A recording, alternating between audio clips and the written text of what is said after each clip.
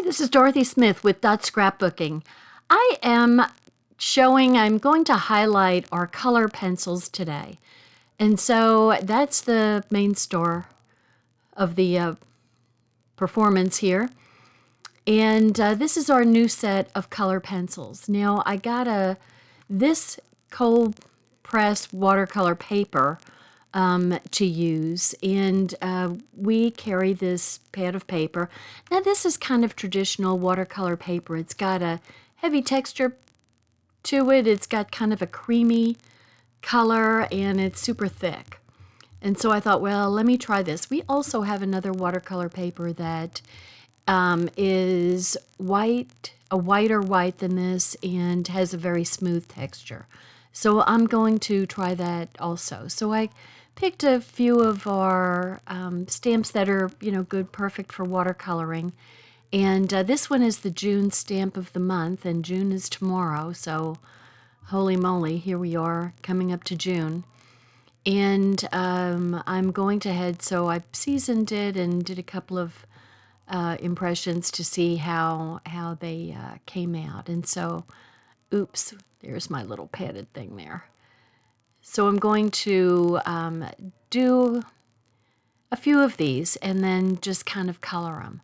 And so what I can tell you, I'm just going through some different colors, is if you want intense color, do several layers of color in different directions, like up and down, sideways, diagonally.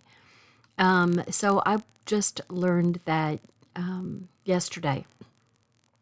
So instead of pressing hard, which can break your pigment point, so I also learned, I didn't know what the pigmented area is called. So it's not called like the lead of a pencil. And they are made of, obviously, a coloring, whatever coloring agent they use, various other things, in wax. And so there's a softness to the core of the colored pencils. And that's why you don't want to press hard, because you're just going to break them. So if you think about just doing nice, very light strokes of the color, and do it in layers, in multiple layers, if you want intensity. And so the cool thing about this set is it comes with a white pencil, which I didn't know what the white pencil was for either. So I've learned about this stuff yesterday. And it also comes on the far right-hand side there. There's a brush. So, we carry our water brush that you can fill with water. Or you can just use that, little paintbrush and have a little, just a little container of water nearby, so you can dip the brush in that to spread your watercolors. If that's what you want to do. I mean, you can just use the pencils as pencils, color pencils, and have that be the case, the bottom, the end of the story. But I can't tell you how happy it makes me when I color with pencils, and then I use the watercolor brush on them to spread the color, and how it smooths out the color. It actually kind of intensifies the color. Now I'm using this is a blending tool that we used to carry. We don't carry it anymore. And because I picked out these stamps that are pretty fine, they're small, they're not big areas to color, I decided to use this blending tool to go over it because it has a super sharp point on it. I forgot about the paintbrush in the set, so I haven't used that yet, silly girl. Anyway, the blending tool is, okay, now see how that color intensified? I mean, that's just amazing. It went from being fairly light to a color, and I'm just pulling color off with that. So You know, it's kind of cool. I'll go on to make a few more of these. So I just kind of enjoyed myself, and then I started reading, a little bit more about colored pencils because I wanted to know what to call the pigmented core, because I wanted to call it lead, but it's clearly not lead. So I am going to let you watch, and then I'll come in when I have something of value to say. I hope it's of value. Anyway, I'll put some music on.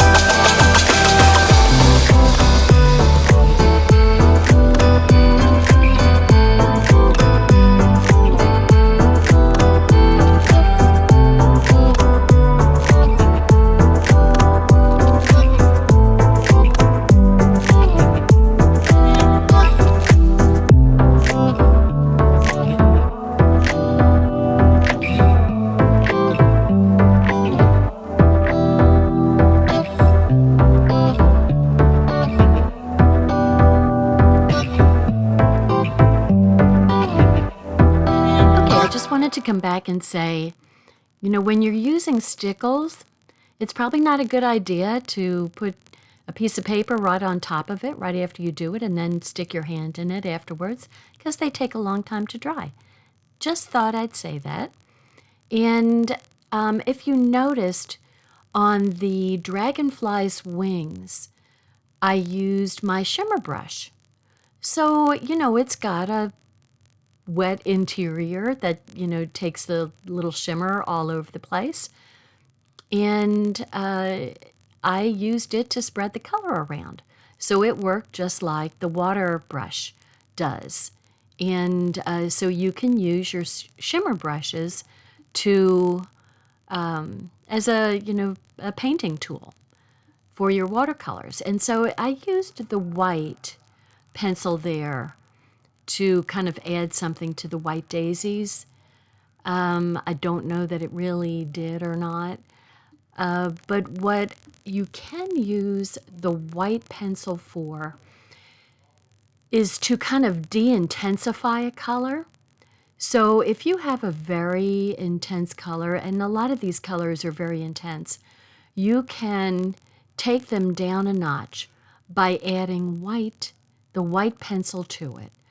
So I will be doing some hummingbirds in a while, and I definitely used that white pencil for that purpose. You know, I really don't know that adding white on white really did much for the daisies, but rather than leave them empty, like I said, I don't know that it did anything. In my mind it did, but I can't say that it really did or not.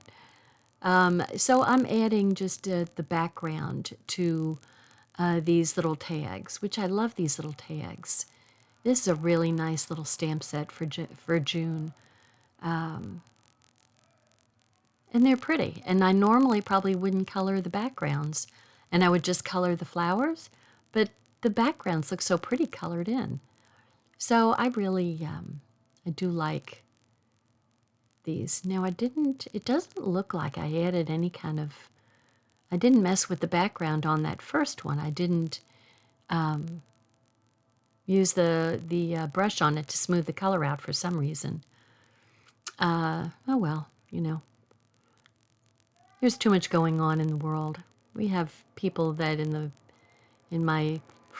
with my friends that are sick, like big time sick, and it's too much to think about lately.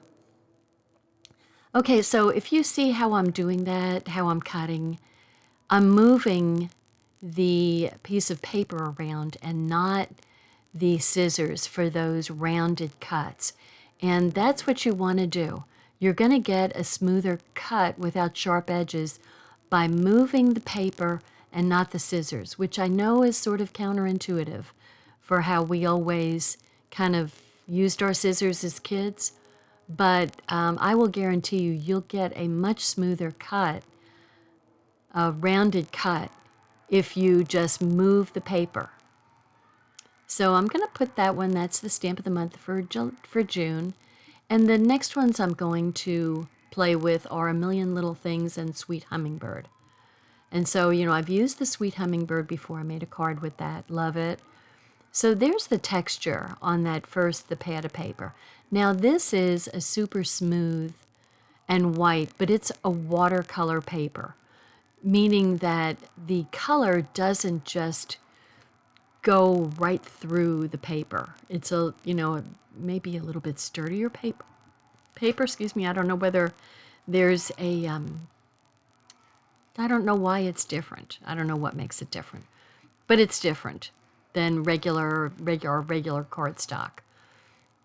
So I am going to use from A Million Little Things. There's a beautiful rose stamp, and I thought kind of what I wanted to do was, what I had to do was go get my little thing. I forgot and left the top open on my little container for my Microsoft, what do you call it? Microfiber.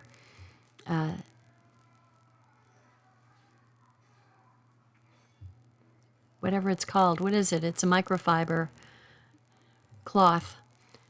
So there we go.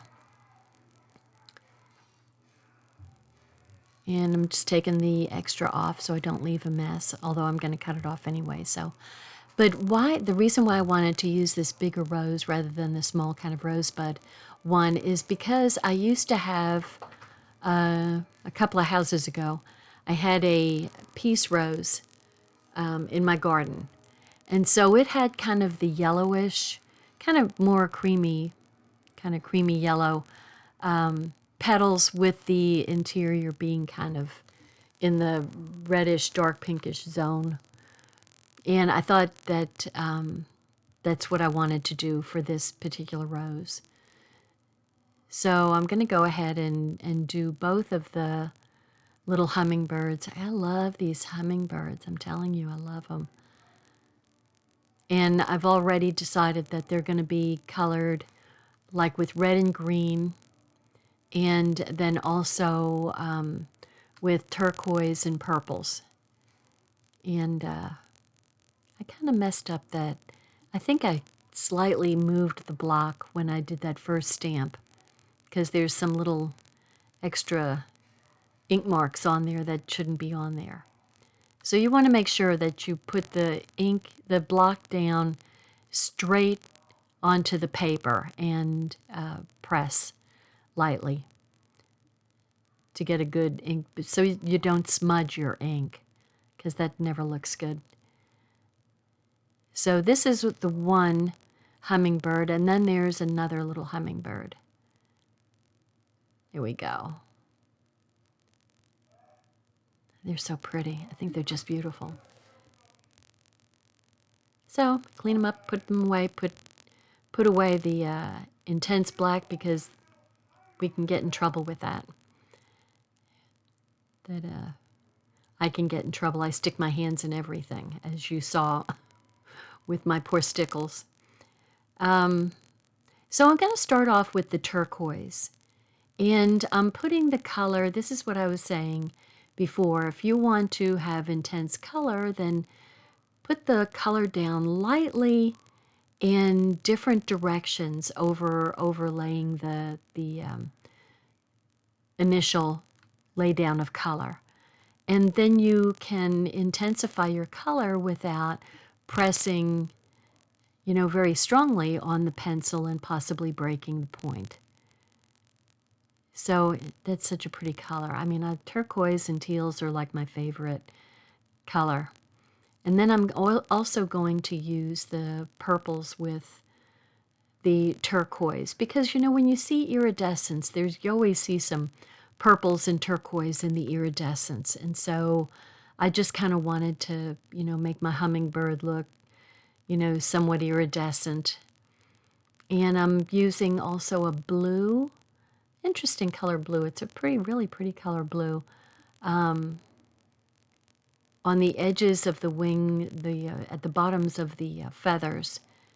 And then my bird is going to have purple feathers with some turquoise flowing through them. So I decided I really like hummingbirds that look that way. This is my hummingbird. Now you all can make your hummingbirds any color you want, because it's all up to you. So here I am using the white pencil to just kind of take out some of the intensity of the color and kind of, maybe blend the colors a little bit. And I'm going to add a touch of pink to him. Just a little bit. Kind of a fuchsia pink. But I want to, have it not be just so obvious. So that's why I use I'm kind of liking that white pencil. I'm liking that, and I had no idea. Here I thought it was just for coloring white daisies. What a silly girl. I mean, this is how you know I'm not an artist, because, I don't know anything about this, so I had to YouTube it. But I want you to know you can make beautiful pictures, because I am not an artist. I mean, I think I've made that clear with every video I've done. But you can make something look really, really pretty. I mean, I think it's pretty. I hope you think it's pretty too. But I'm adding some black to his beak and to his little eye. And it just, just because you didn't take art or whatever, doesn't mean you can't do this fun stuff. I mean, we all colored as kids. I mean, I doubt that there's hardly anyone that hasn't colored as a kid. And so, we colored to the point that we, we're happy with our, the page that we colored. And so, just you're back to being a kid here. That means you can make things whatever color you want them to be. And with these tools, with the blending tools and kind of knowing how to, how to use them, means you can just go, one step above what you did as a kid and kind of continue on if you haven't done any art you know, since you were a kid. So I'm just adding 2 tones of green, and then I'm adding kind of the red to the feathers. And I'm just making it a very light red. I don't want to have super intense wing feathers, because in my mind, those wings are moving real fast and they wouldn't look dark red. They would probably look pink from the blur. Anyway, so I'm using my blender pen, and you can use, you know, go ahead and use the brush with some water, or the water brush where you squeeze the water gently on there so you don't get a pool. And then watch how your painting just kind of takes on a whole new look.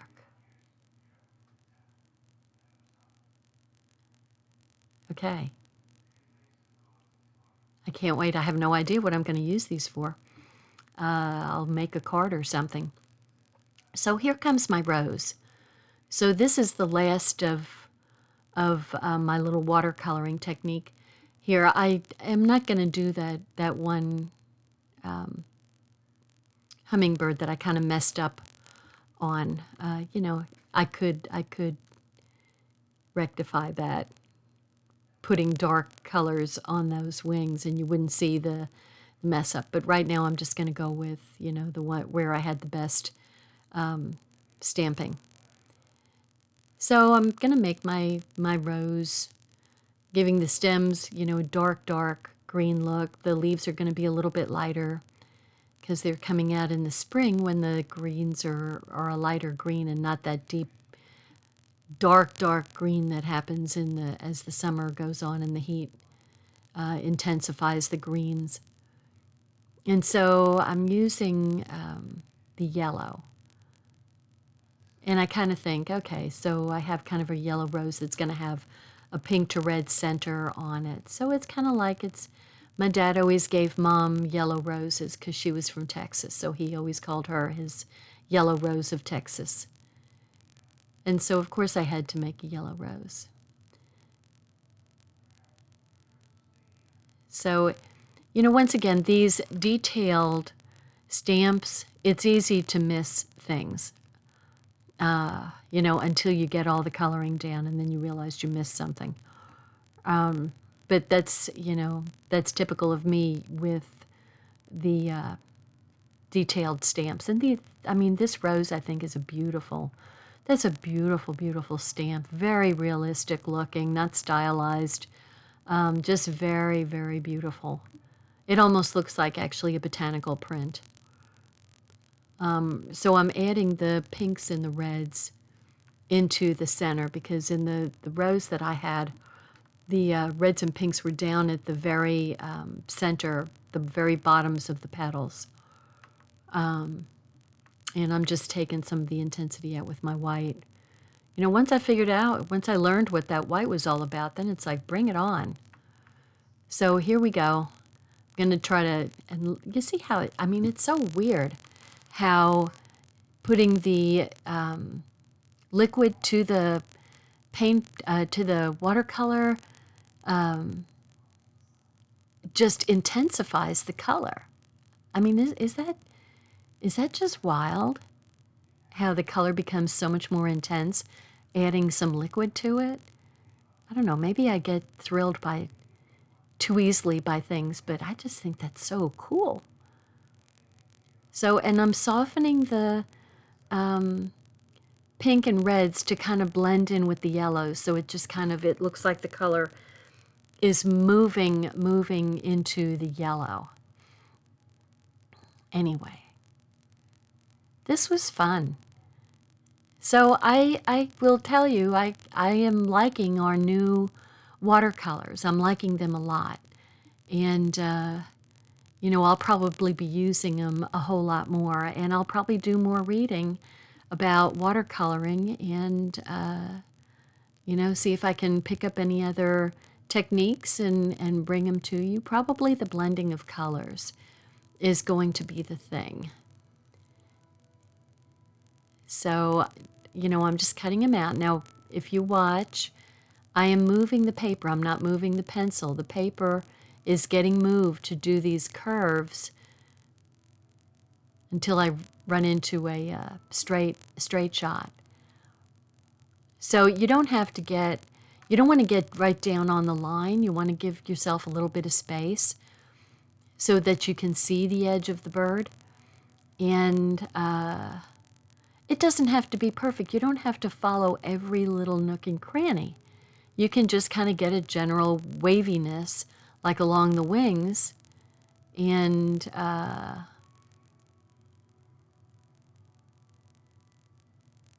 curve of the bird. I mean, it doesn't have to be right on top of every little thing. You're just kind of giving a generalized shape.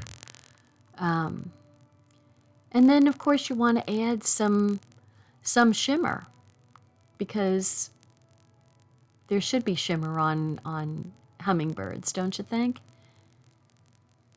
And the shimmer helps also to spread the color some more, but it adds the shimmer that you want.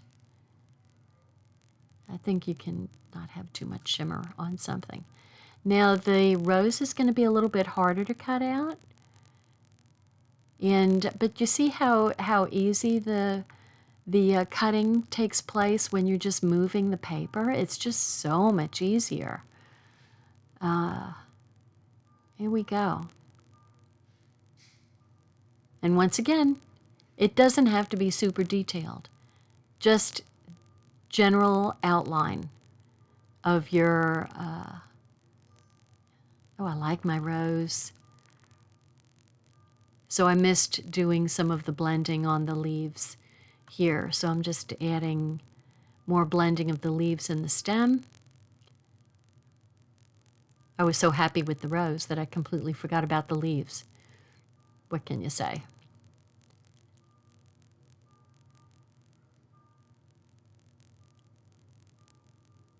I'm liking that stamp a lot. That's a million little things. And because I didn't use any adhesives with this particular project, I am pulling out my liquid glass, which is, I just found it laying on its side, which meant that the nozzle is clogged up. And so I'm using my, I think that's a welding tool. And I'm adding some dewdrops onto my roses. So that, since this dries clear and it doesn't really flatten, it dries kind of rounded, it definitely looks like a dewdrop. So that's a really cool thing that you can do with your liquid glass. And I'm using my black shimmer brush to color the beak of the hummingbirds, and also to give them little sparkly black eyes. I've already changed out my two of my hummingbird feeders, and put in some fresh sugar water. If you want to make sugar water for your hummingbirds, it's 4 cups of water to 1 cup of sugar, and heat it up till the sugar dissolves, and then put it in the refrigerator, and then put it in your feeders. Don't add any red color to it. You don't need to. So I decided to put all my little watercoloring things on a sapphire background so you can see them good. And there we go. There we go. And here's the star of the show. Watercolor pencils. Thank you. Subscribe to me. Bye now.